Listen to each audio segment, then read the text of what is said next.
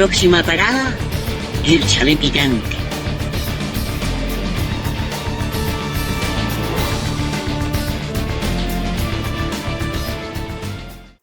Hola, buenas, soy Daniel de la Fuente, desde Valparaíso, Chile. Sean bienvenidos a Chalet Picante, Sociedad Anónima, el antro del pensamiento libre. Adelante, pasen por favor, acomódense por ahí.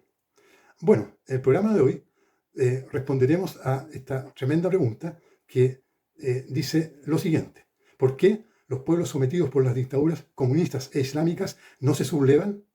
Daremos a conocer las causas y el origen de este problema y, sobre todo, las metodologías que utilizan estas dictaduras para convertir a sus ciudadanos en zombies cómplices, en mártires y en emigrados que huyen de estas prisiones gigantescas para hacer una mejor vida en otros lugares, dejando atrás su cultura, su memoria y sus raíces.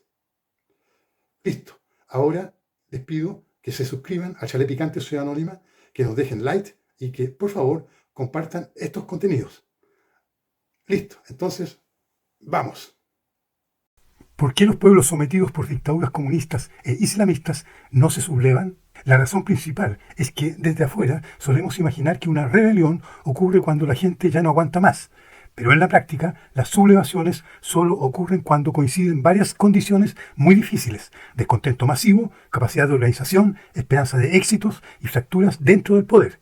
En muchas dictaduras, el régimen trabaja justamente para destruir esas 4 condiciones. En países como Corea del Norte, Rusia, Cuba, Nicaragua o Irán, etc., existen varios mecanismos que explican por qué no hay una rebelión total y permanente. 1. El miedo funciona. La mayoría de las personas prioriza sobrevivir. En una democracia, protestar puede traer problemas. En una dictadura puede significar cárcel, tortura, desaparición, perder el trabajo o poner en riesgo a la familia. En dictaduras como la de Irán, China, Corea del Norte, etc., hay ejecuciones públicas o castigos colectivos. Eso produce un fenómeno psicológico muy poderoso. Millones de personas pueden odiar al gobierno en privado, pero cada una cree estar sola. La pregunta que se hace un ciudadano no es ¿el régimen es injusto?, sino ¿vale la pena arriesgar la vida si probablemente nadie más se moverá? 2. Las dictaduras destruyen la organización social. Una rebelión no aparece espontáneamente. Necesita líderes, medios de comunicación, sindicatos,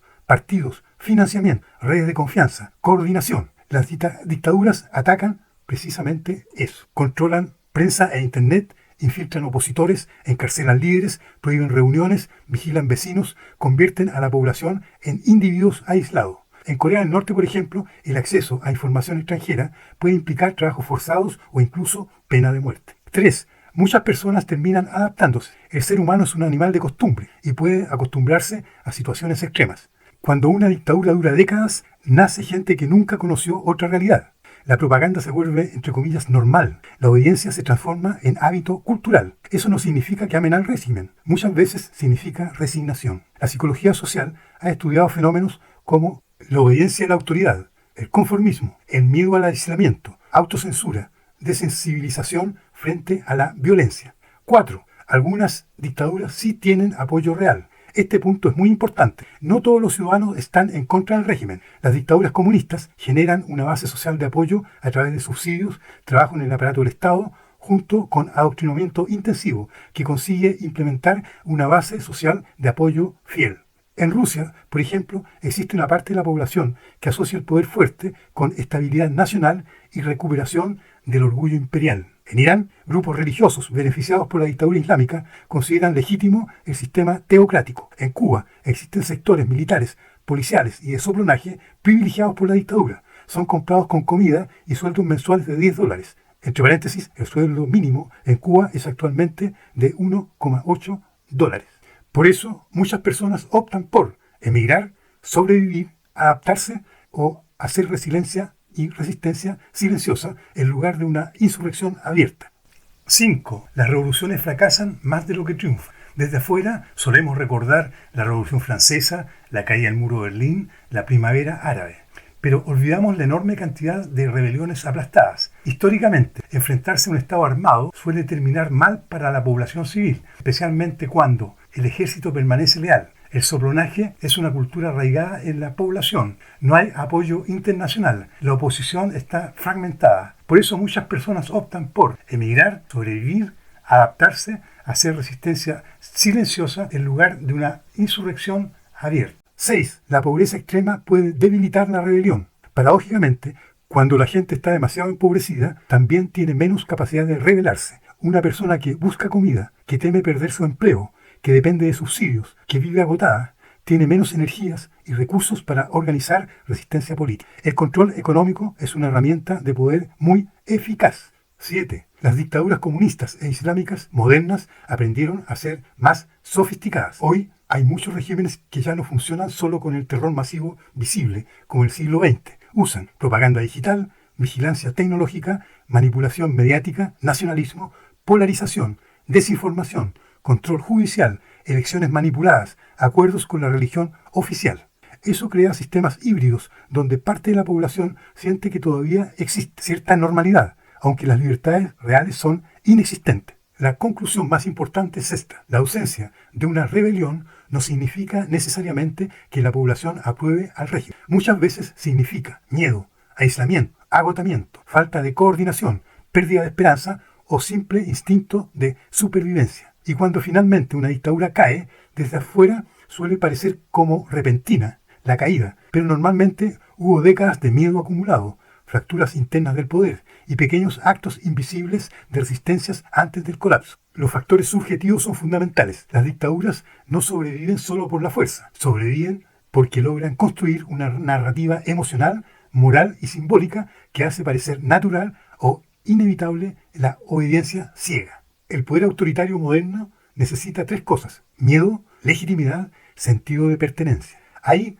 entran el carisma del líder y la complicidad de las iglesias, los intelectuales, los artistas y los aparatos culturales. 1. El carisma del líder, el padre protector. Muchos regímenes autoritarios construyen una figura casi mística del líder. No se presenta simplemente como gobernante, sino como protector de la nación, restaurador del orgullo, padre severo, defensor frente a enemigos externos, símbolo de estabilidad. Eso genera una relación emocional, no racional. Por ejemplo, Vladimir Putin aparece como el hombre que devolvió la dignidad a Rusia tras el caos de los años 90. Kim Jong-un es representado como una figura casi sagrada. Ali Khamenei es presentado como un guía espiritual y político a la vez. En contextos de crisis, humillación nacional o incertidumbre, mucha gente prefiere un líder fuerte antes que libertad incierta. Eso no es exclusivo de dictaduras, es una tendencia humana bastante universal. 2. Alianza entre religión y poder. La religión puede darle al poder algo extremadamente valioso: legitimidad moral. Cuando una iglesia importante respalda al régimen, el mensaje implícito es: obedecer al gobierno es también defender el orden espiritual. En Rusia, desde los zares, pasando por la dictadura comunista y hoy por la dictadura de Putin, la Iglesia Ortodoxa rusa y el Kremlin desarrollaron una alianza muy estrecha. El patriarca Kirill apoya públicamente los crímenes de guerra en Ucrania y la narrativa nacionalista. Colabora estrechamente traspasando información a los aparatos represivos de la dictadura rusa. La lógica es poderosa. Rusia no sería solo un país, sería una civilización espiritual amenazada por Occidente. Y a Putin y Kirill, el jefe de la Iglesia Ortodoxa rusa, lo hace aparecer como defensor de la fe y de los valores tradicionales. En Irán ocurre algo todavía más profundo. El sistema político mismo está basado en autoridad religiosa. Allí el poder no se presenta como poder legal, sino como poder sagrado. Cuando el poder se vuelve sagrado, disentir parece un pecado. La oposición parece traición moral y la obediencia adquiere una dimensión espiritual.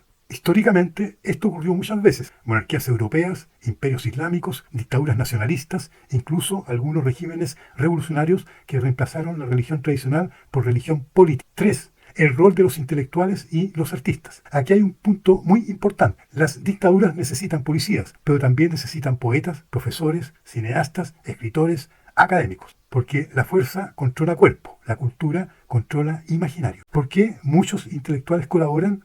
Las razones varían.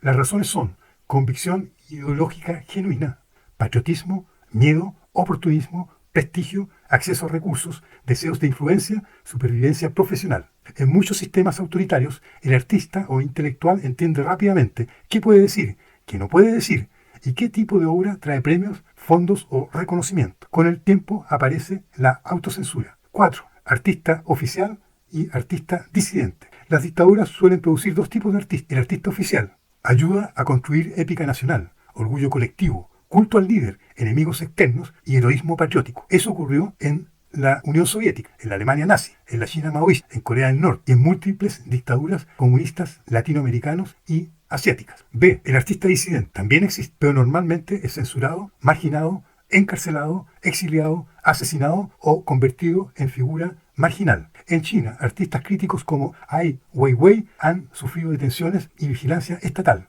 Y recientemente el artista chino Hao Shen fue encarcelado y silenciado por obras satíricas sobre Mao. Eso envía un mensaje al resto del mundo cultural. La creatividad tiene límites políticos. 5. La complicidad no es siempre totalmente cínica. Este punto es clave. No todos los colaboradores son, entre comillas, malvados o simplemente corruptos. Muchos realmente creen que el país está amenazado, que el orden vale más que la libertad, que Occidente es decadente, que la nación necesita disciplina, que el líder evita el caos. A veces las élites culturales terminan justificando el autoritarismo porque temen más la fragmentación, la guerra civil, el colapso económico, la pérdida de los privilegios que les otorga el partido o la pérdida de identidad nacional. 6. El mecanismo profundo. Convertir el poder en algo emocional. Las dictaduras más duraderas no gobiernan solo mediante el terror. Gobiernan mediante identidad, símbolos, orgullo, religión, memoria histórica manipulada, cultura como herramienta de dominación y épica nacional. El ciudadano deja de sentir, obedezco porque me obligan, y comienza a sentir, obedezco porque pertenezco. Ahí el poder se vuelve mucho más estable. Y también es importante recordar algo. Ni las iglesias, ni los intelectuales, ni los artistas son bloques homogéneos. En todos estos países han existido